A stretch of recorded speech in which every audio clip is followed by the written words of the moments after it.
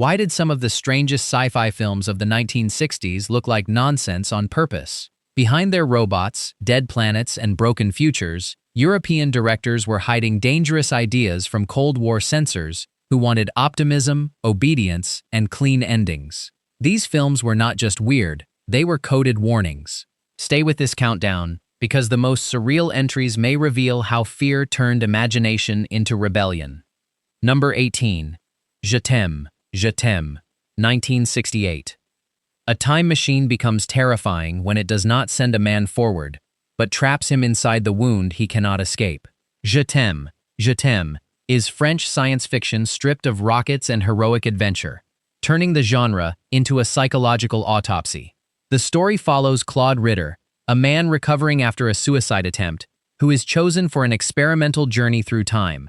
The official idea sounds clinical. Send him back for one precise minute, then return him safely. But the experiment fractures, and Claude is thrown through scattered pieces of his own memory, love, regret, boredom, and emotional damage. That structure makes the film feel dangerous in a quiet way. It does not attack a government directly, yet it questions the dream of scientific control that Cold War systems worshipped.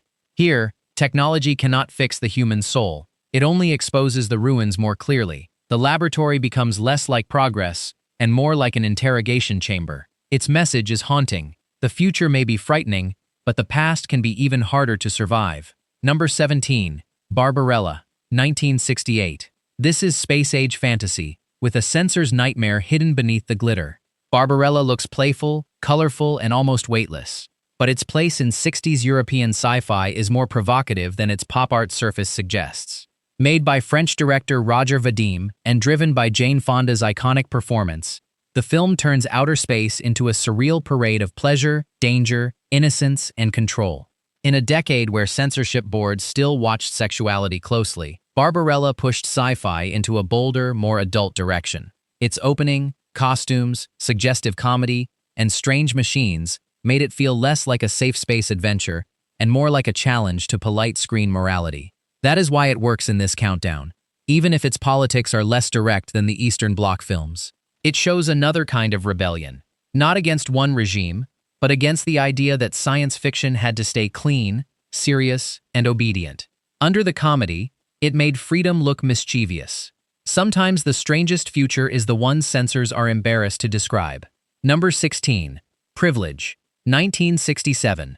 A pop star becomes a weapon, and the crowd applauds without realizing it is being controlled. Privilege is one of the sharpest British sci-fi satires of the 60s, built around a terrifying idea: celebrity culture can become a political machine. The film follows Stephen Shorter, a massively adored singer whose image is carefully manipulated by institutions that want to pacify the public, distract young people, and turn devotion into obedience. What makes the film so disturbing is how modern it feels. There are no alien invasions, no distant planets, and no shining spacecraft. The dystopia is already here, inside concerts, advertising, religious spectacle, media campaigns, and carefully manufactured emotion. That is why Privilege fits the Cold War censorship theme so well. It attacks propaganda by showing how propaganda can smile, sing, and sell itself as entertainment. Peter Watkins had already made authorities nervous with the war game, and here he turns that same suspicious eye toward pop culture and mass obedience. Control does not always look like a prison. Sometimes it looks like fame. Number 15. The Andromeda Nebula, 1967. The future was supposed to look perfect, but this film lets danger leak through the cracks. The Andromeda Nebula came from the Soviet dream factory of space-age optimism, a world where humanity had supposedly evolved beyond greed, war, and selfish ambition. On the surface, it looked like exactly the kind of science fiction Cold War officials preferred: disciplined explorers, noble sacrifice, collective purpose, and a shining cosmic future. But beneath that polished utopian frame, the film carries something stranger and more unsettling. Space is not comforting here. It is vast, radioactive, unknowable, and quietly hostile. The explorers are not just marching toward progress, they are moving through an environment that can erase them without emotion. That tension makes the film fascinating because it obeys the language of Soviet optimism while still exposing the fear underneath it. The danger is not rebellion spoken openly, It is anxiety disguised as wonder, and that is why the Andromeda Nebula belongs here. It shows how even an approved future could accidentally reveal the darkness its system wanted to hide. Number 14. A bomb was stolen, 1962. A stolen atomic bomb turns into a silent joke, but the laughter has radiation under it. A Bomb Was Stolen is one of the strangest Cold War sci-fi comedies to come out of Romania, and its most daring trick is that it barely needs dialogue to make its point.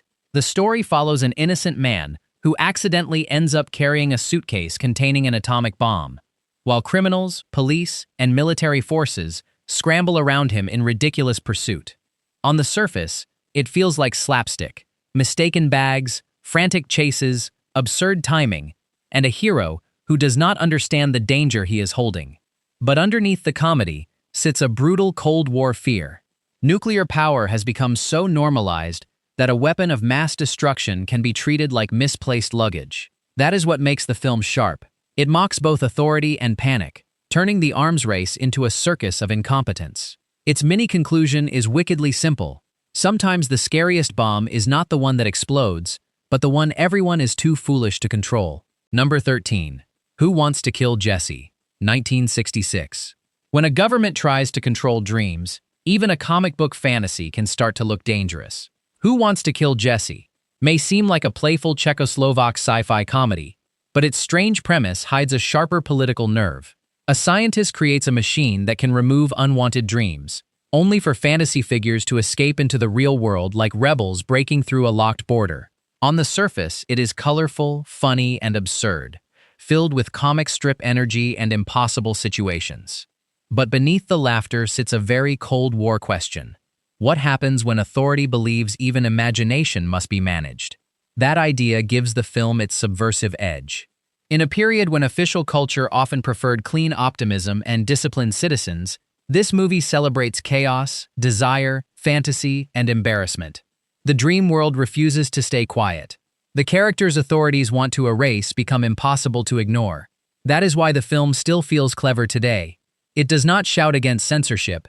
It turns censorship into the joke.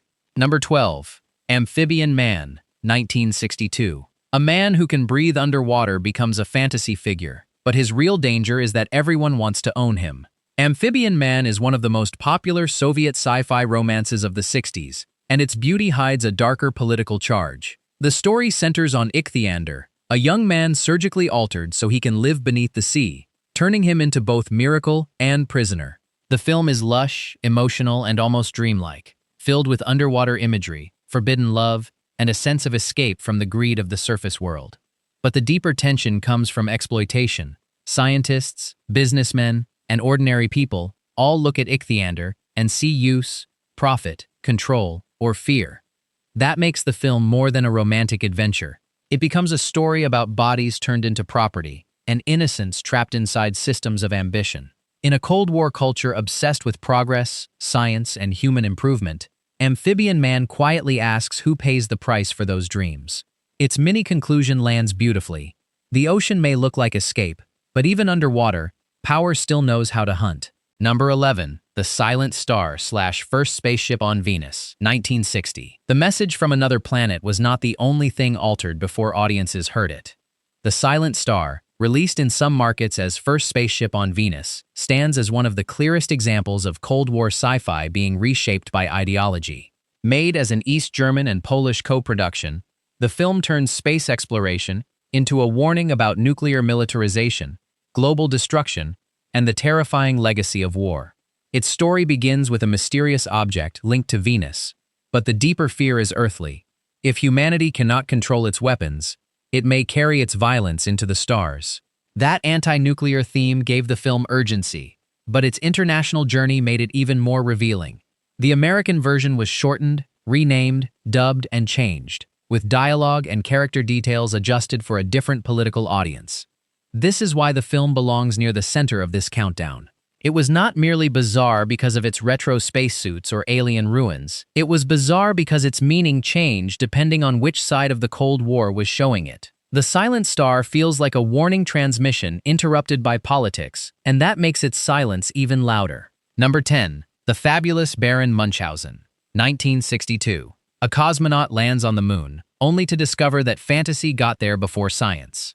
The Fabulous Baron Munchausen is one of the most visually bizarre Czechoslovak films of the 60s, mixing space travel, fairy tale adventure, antique illustrations, animation, live action, and surreal comedy into something that feels like a dream smuggled through a laboratory. The story begins with a modern space traveler reaching the moon, where he encounters legendary dreamers, including Baron Munchausen, who treats science as if it is only one small part of imagination. That clash gives the film its hidden Cold War power. In an era obsessed with rockets, ideology, progress, and official versions of the future, Karel Zeman creates a world where fantasy refuses to obey modern seriousness. The film does not attack authority directly. It escapes authority by making imagination too wild to regulate. Every painted sky, impossible machine, and absurd journey feels like a quiet rebellion against rigid thinking. Its impact comes from proving that science fiction did not have to be cold, mechanical, or obedient. The mini-conclusion is magical but sharp. When systems try to own the future, fantasy simply builds another one. Number 9. Icarie XB1, 1963. Before space became a Hollywood spectacle, this film made the universe feel elegant, haunted, and politically uneasy. Icarie XB1 is one of the great achievements of Czechoslovak science fiction, a deep space journey that looks calm on the surface, but carries deep Cold War tension beneath its polished design. The spaceship is not just a machine, it is a floating society, filled with scientists, families, discipline, doubt, exhaustion, and fear. Unlike many Western space films of the era, it does not rely on monsters jumping from shadows. Its danger is slower and more psychological. Radiation, isolation, memory, human weakness, and the haunting remains of a violent past. One of its strongest moments involves the discovery of an old derelict spacecraft, a chilling reminder that mankind's old brutality may still be drifting through the future. That is what makes the film so powerful. It presents progress, but refuses to pretend progress is innocent. The later altered American release only adds to its Cold War mystery, showing how even a thoughtful space film could be reshaped for another audience. Icarie XB1 endures because it treats the stars not as escape, but as a test of whether humanity deserves to survive. Number 4. Force 10 from Navarone, 1978. Some sequels try to repeat the legend, but this one throws its soldiers into a mission where the ground itself feels ready to collapse. Force 10 from Navarone may not have the mythic status of the original, but it still works as a tough, old-school World War II adventure built around danger, deception, and impossible timing. The story follows a mixed Allied team sent into enemy territory to destroy a vital bridge, but the mission quickly becomes more complicated than anyone expected. What gives the film its appeal is its rugged men-on-a-mission energy. Robert Shaw brings hard authority. Harrison Ford adds younger intensity, and the film keeps pushing its characters through shifting alliances, hidden motives, rough terrain, and constant threat. Unlike cleaner war adventures, this one feels unstable, as if every plan is only one mistake away from disaster. The bridge itself becomes more than a target. It becomes the symbol of whether these men can turn chaos into strategy before the enemy closes in. In 2026, Force 10 from Navarone still holds up because it delivers practical adventure with real stakes, strong personalities, and that classic war movie rhythm where courage is tested under pressure. The punch is simple. In this mission, Number 7. The Day the Earth Caught Fire, 1961. The end of the world does not arrive with monsters here. It arrives through headlines, heat, and official denial. The Day the Earth Caught Fire is one of Britain's most gripping Cold War science fiction films because it makes global disaster feel terrifyingly ordinary. The story begins with nuclear weapons tests by rival superpowers. But instead of treating them as distant political events, the film imagines their consequences as immediate and planetary. The Earth is knocked off course, temperatures rise, weather patterns collapse, and ordinary people slowly realize that the authorities may not be able to save them. What makes the film so powerful is its newspaper room perspective. Journalists chase rumors, officials hide the worst truths, and the public is left trapped between panic and propaganda.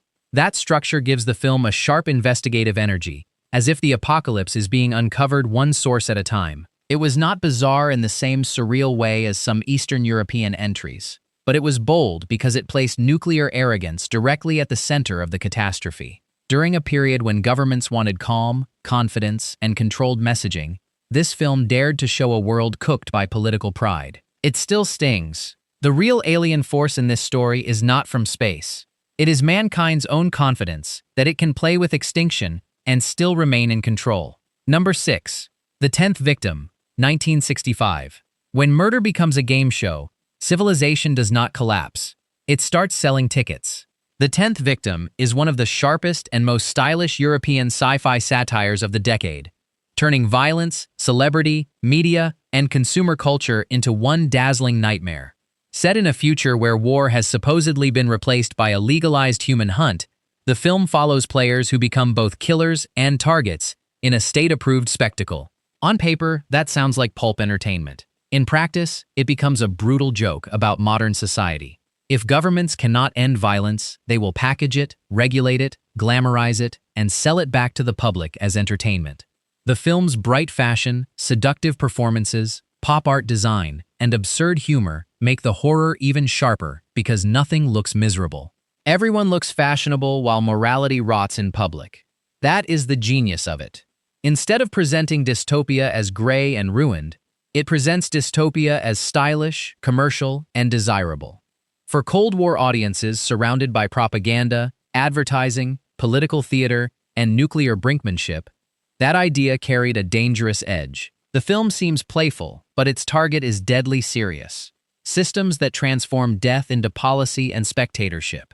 It shows the future may not control people by fear alone. It may control them by making cruelty look glamorous. Number 5.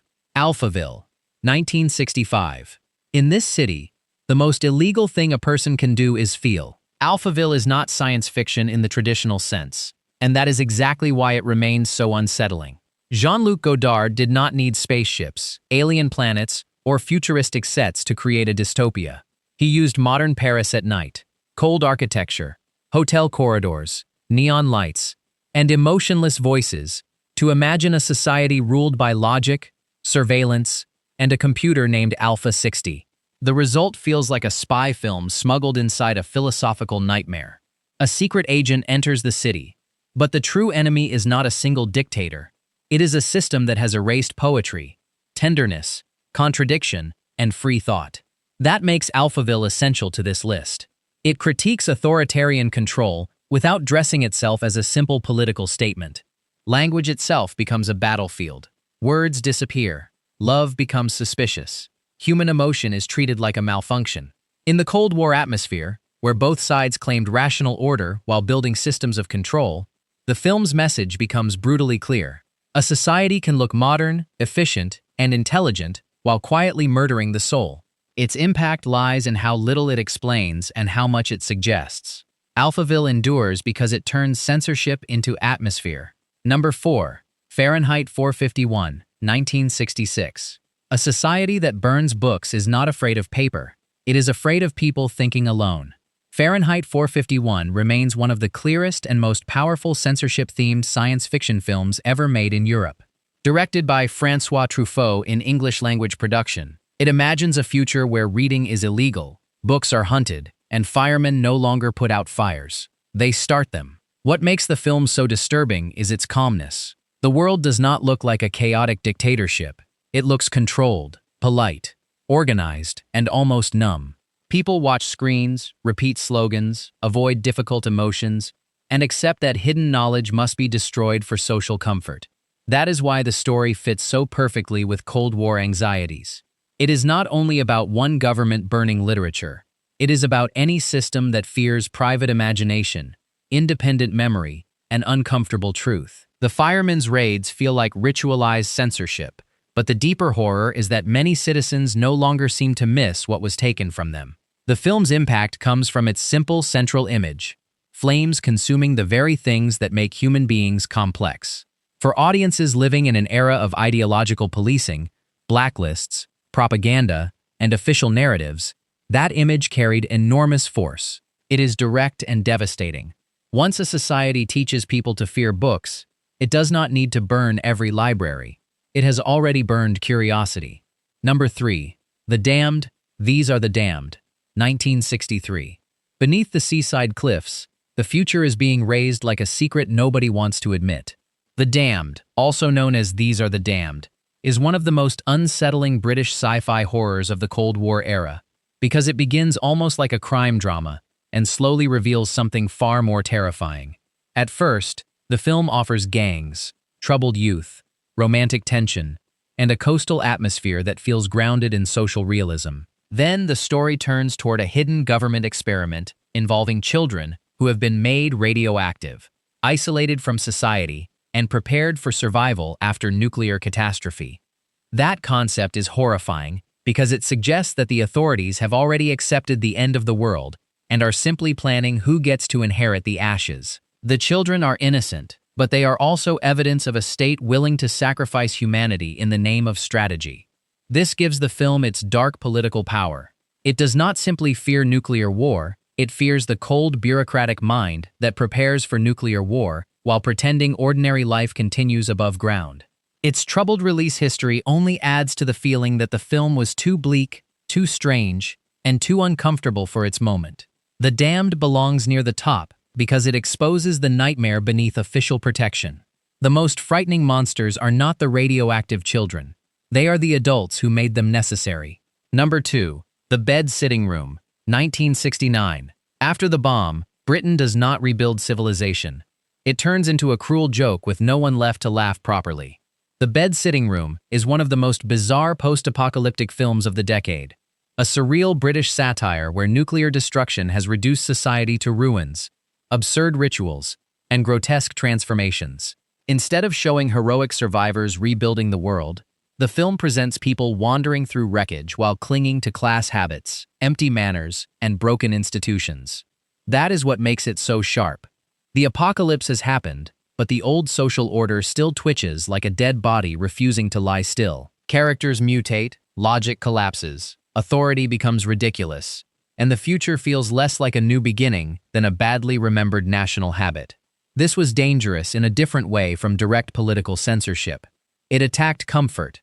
It mocked the idea that a nation could survive nuclear horror simply by remaining polite, official, and traditionally British. Its backers reportedly struggled with how strange and difficult it was, which only strengthens its place on this list. The film feels like an anti-propaganda hallucination, refusing to offer courage, progress, or clean moral order.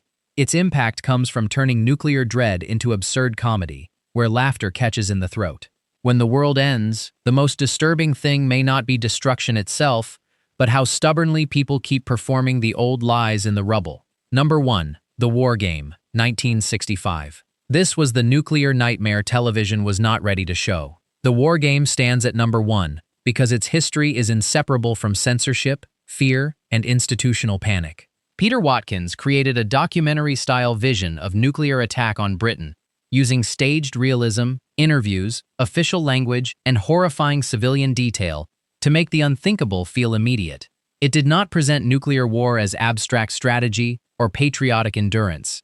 It showed firestorms, injuries, social collapse, overwhelmed authorities, moral breakdown, and ordinary people crushed by decisions made far above them. That was the problem. The film felt too real, too persuasive, and too emotionally dangerous for public broadcast at the time. Instead of being treated as ordinary drama, it became a political and cultural crisis.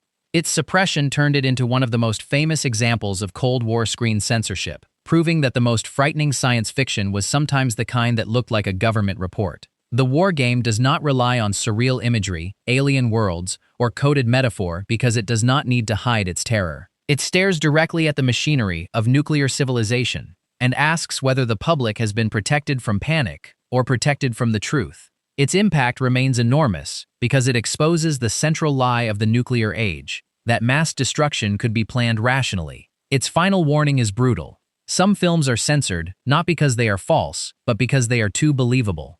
These films were not just strange accidents from a forgotten decade.